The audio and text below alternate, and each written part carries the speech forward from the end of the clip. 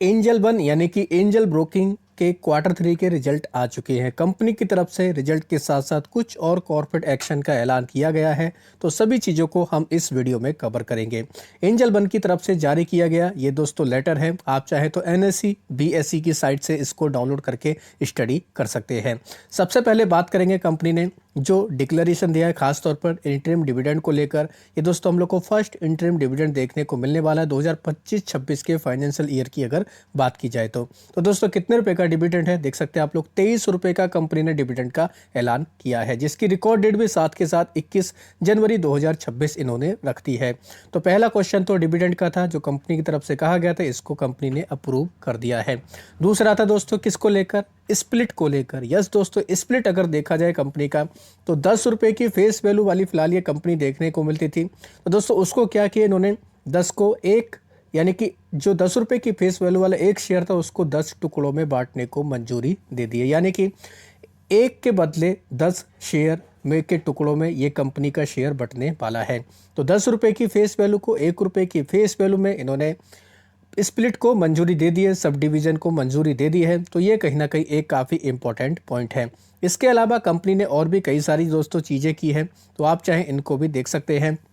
Company ने जो propose किया था बिजनेस ट्रांसफर अंडरटेकिंग को, उसको विड्रॉ कर लिया है। तो क्या ये मामला था, आप ये देख सकते हैं। कई सारे हम लोग को इसमें झमेले देखने को मिल रहे थे। अब इंपॉर्टेंट पॉइंट क्या दोस्तों, कंपनी के रिजल्ट कैसे आए हैं, ये भी कहीं ना कहीं काफ़ी इंपॉर्टेंट है, क्योंकि डिविडेंड और स्प्लिट मिलना ही कोई बड़ी बात नहीं है। कंपनी का बिजनेस भी काफ़ी इंपॉर्टेंट होता है। तो एंजल वन की अगर रिजल्ट देखा जाए तो दोस्तों रुपीज़ इन मिलियन है, लेकिन मैं आपको करोड़ में कन्वर्ट करके बताने वाला हूँ। तो देख सकते हैं आप लोग दोस्तों, स्क्रीन को आपको थोड़ा एडजस्ट करके देखना होगा। ये वाला जो बॉक्स है ये है दोस्तों क्वार्टर थ्री का, यानी कि जो करंट क्वार्टर अब खत्म हुआ है जिसके रिजल्ट आए हैं। ये वाला है क्वार्टर थ्री का लेकिन पिछले साल का। ये वाला है क्वार्टर टू का, यानी कि जो पिछला क्वार्टर जा चुका है। तो कंसोलिडेटेड नंबर है, इस चीज़ का आपको ध्यान रखना है। कंपनी का अगर बिजनेस देखें, इंटरेस्ट इनकम देखें तो कितना रिपोर्ट किया इस बार इन्होंने, 440 करोड़। पहले कितना था, लगभग 350 करोड़। तो पिछले साल की तुलना में बेहतर किया है। पिछले क्वार्टर में कितना था, लगभग 380 करोड़। तो ये इंटरेस्ट इनकम की बात हो रही है, यानी कि जो ये सिक्योरिटीज़ वाली जो कंपनियाँ होती है, ब्रोकरेज कंपनियाँ होती हैं, ये क्या करते हैं दोस्तों, ये पैसे भी एक तरीके से लोन के जरिए देते हैं, जो भी मतलब हो इनका इंटरेस्ट इनकम का बिजनेस देखने को मिला है। साथ ही फीस एंड कमीशन इनकम की अगर बात की जाए, ये हम लोग को लगभग 890 करोड़ के आसपास देखने को मिला। इससे पहले कितना था, लगभग 905 करोड़ के आसपास था। पिछले क्वार्टर में कितना था, लगभग 816 करोड़ के आसपास था। टोटल रेवेन्यू फ्रॉम ऑपरेशन, यानी कि कंपनी का अगर कंसोलिडेटेड टोटल बिजनेस देखा जाए, रेवेन्यू देखा जाए, टोटल इनकम कह सकते हैं आप लोग देखा जाए, तो ये कितना है इस बार, 1337 करोड़ के आसपास, यानी कि 1337 करोड़ के आसपास कंपनी ने टोटल इनकम को रिपोर्ट किया है। जो पहले कितना था, 12,000 हम लोगों को 63 करोड़, माफी चाहेंगे 1263 करोड़ के आसपास देखने को मिलता था। तो ये भी कहीं ना कहीं काफ़ी इंपॉर्टेंट पॉइंट है। 1337 करोड़ इस बार रिपोर्ट के, जो पहले 1263 करोड़ था।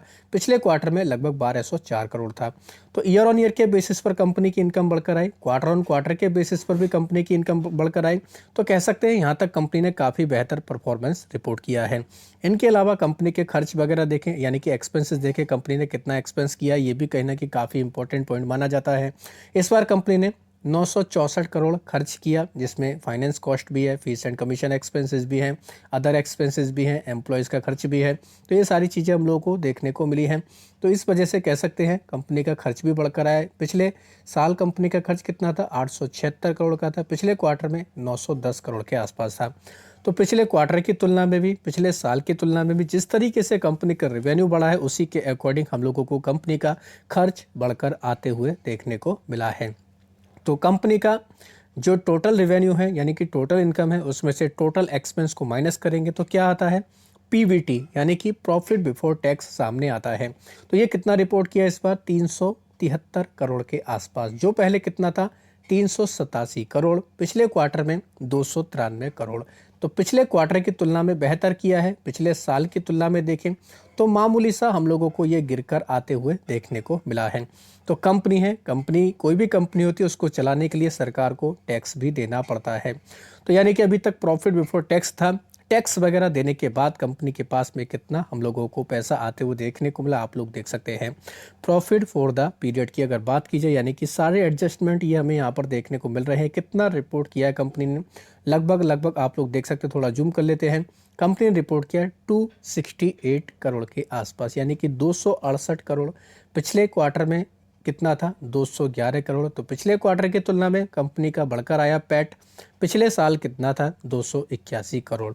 तो 281 करोड़ यानी पिछले साल की तुलना में कंपनी का ये गिर कर आया है अगर पैट देखें, लेकिन पिछले क्वार्टर की तुलना में ये बढ़कर आते हुए देखने को मिला है। कंपनी का ईपीएस भी आप लोग देख सकते हैं, पिछले साल की तुलना में भी प्रेशर में है, पिछले क्वार्टर की तुलना में भी प्रेशर में है। तो ओवरऑल कह सकते हैं दोस्तों, कंपनी के रिजल्ट अगर देखा जाए, व्यू देखा जाए, मेरा व्यू क्या है, कंपनी के रिजल्ट हम लोगों को ठीक ठाक देखने को मिल रहे हैं। वो इसलिए क्योंकि बाजार में पिछले 1-1.5 साल से काफ़ी प्रेशर है, वॉल्यूम काफ़ी ज़्यादा घट चुके हैं, तो इस वजह से कंपनी के बिजनेस के ऊपर थोड़ा सा इम्पैक्ट आया है। स्प्लिट की जो खबर आई है ये भी कहीं ना कहीं एक पॉजिटिव खबर है। कंपनी की तरफ से जो डिविडेंड दिया गया ये भी कहीं ना कहीं एक पॉजिटिव खबर है। ऑलरेडी ये कंपनी हम लोग को 30 से 35% तक गिरते हुए देखने को मिली है, यानी कितनी ज़्यादा इसमें ऑलरेडी पहले से ही गिरावट हो चुकी है। तो एंजल वन कल के दिन ये कंपनी काफ़ी फोकस में रहेगी, तो इसके ऊपर चाहें तो आप नज़र रख सकते हैं। के साथ साथ आप चाहें तो कल के दिन एक और कंपनी को अपने रडार पर रख सकते हैं, जिसका नाम है 361 बेम लिमिटेड। इसके भी Q3 के रिजल्ट आए हैं। वेल्थ मैनेजमेंट से जुड़ी हुई ये कंपनी है। 20% तक कंपनी का पैट बढ़कर आया है। ग्रोथ भी कंपनी का, ARR का AUM भी काफ़ी ज़बरदस्त तरीके से बढ़कर आते हुए देखने को मिला। कंपनी का अगर इस बार दोस्तों पैट देखें, लगभग 331 करोड़ देखने को मिला, जो पहले 275 करोड़ के आसपास था।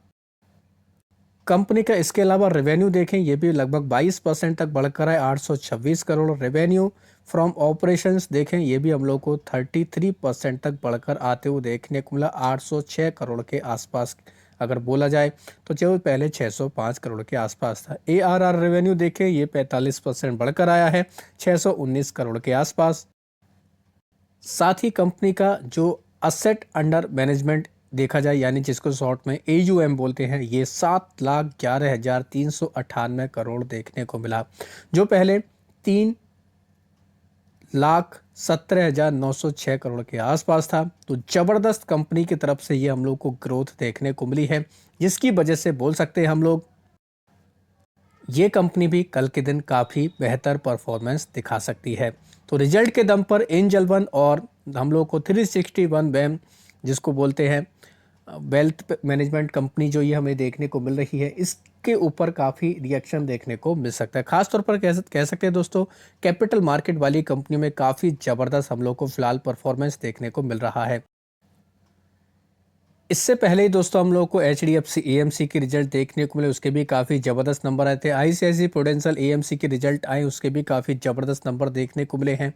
तो खास तौर पर कह सकते हैं कैपिटल इंफ्रा वाली जितनी भी कंपनियां, सभी के नंबर हम लोग को कहीं ना कहीं थोड़ा बेहतर आने की गुंजाइश अब देखने को मिल रही है। तो चाहें आप इन सभी खबरों को डिटेल में पढ़ सकते हैं, उसके अकॉर्डिंग अपनी रणनीति बना सकते हैं। और वीडियो अगर आपको अच्छा लगा तो चैनल को भी सब्सक्राइब कर सकते हैं।